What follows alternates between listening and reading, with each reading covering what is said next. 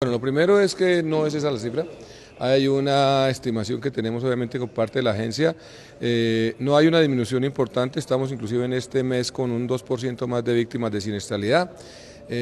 Aquí hay una realidad y que aprovechamos la coyuntura de cambio de gobiernos locales y adicionalmente una formulación de plan de desarrollo que tiene un componente muy fuerte en acompañamiento a autoridades locales, lo que no significa que en el pasado no se haya hecho.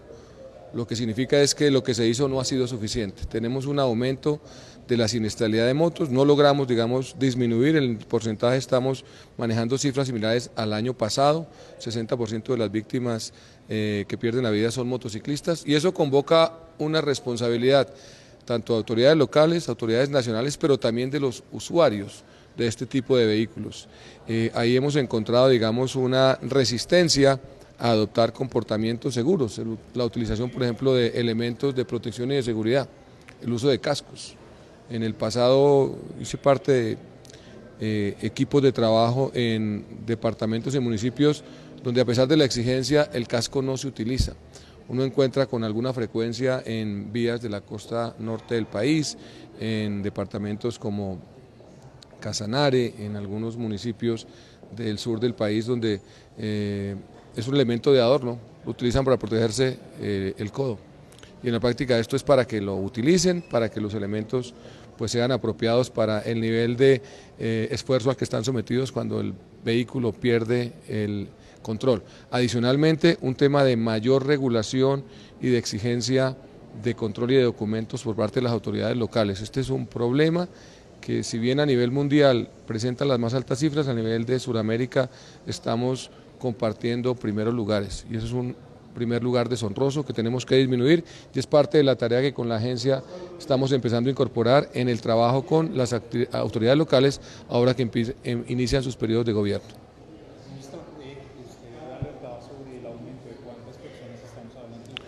Digamos que el 40% de las personas que están falleciendo, el 60% que están falleciendo de víctimas de seguridad vial, que son alrededor de 8.600, son motociclistas. El siguiente lugar lo tienen peatones y eso obviamente obliga a un ejercicio territorializado, a un trabajo más arduo en temas no solamente de prevención, de regulación, sino también de control. Esto va de la mano obviamente con comportamientos de riesgo que asumen los usuarios de las motocicletas.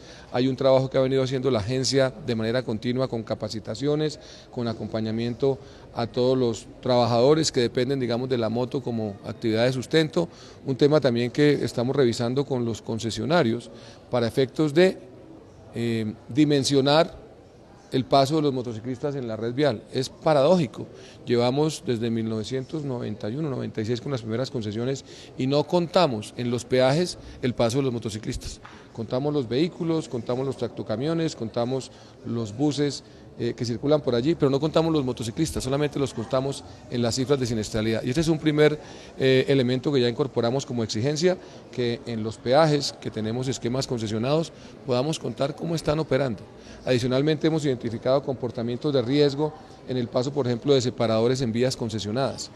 Empezamos a trabajar, digamos, con los equipos sociales para inducir en los conductores de motocicleta un mayor compromiso y responsabilidad en el uso de estos vehículos. Ahí tenemos un problema que atacar y tiene que ver en zonas rurales donde hay un impacto mucho más grande de trabajadores que se desplazan a actividades cotidianas de su actividad laboral y no utilizan los elementos de seguridad, están con motocicletas sin revisión técnico-mecánica, sin SOAT, sin licencia de conducción. En eso vamos a insistir y fortalecer y lo que pedimos es que todos estos actores de esta operación de motocicletas se sumen a este esfuerzo porque en la práctica no podemos mantener esa pérdida de vidas que anualmente está afectando a las personas de menores ingresos, ¿sí? Y adicionalmente a la población más joven que está perdiendo la vida en las vías por una conducción irresponsable, por no tener sus vehículos en adecuadas condiciones y por no contar con los documentos y con las capacidades que implica manejar un vehículo de estas características. Ministro, justamente eso, ¿cómo mermar esa evasión del SOAT, que en el país es más débil? Eso es parte de la tarea con autoridades locales y con DITRA a efectos de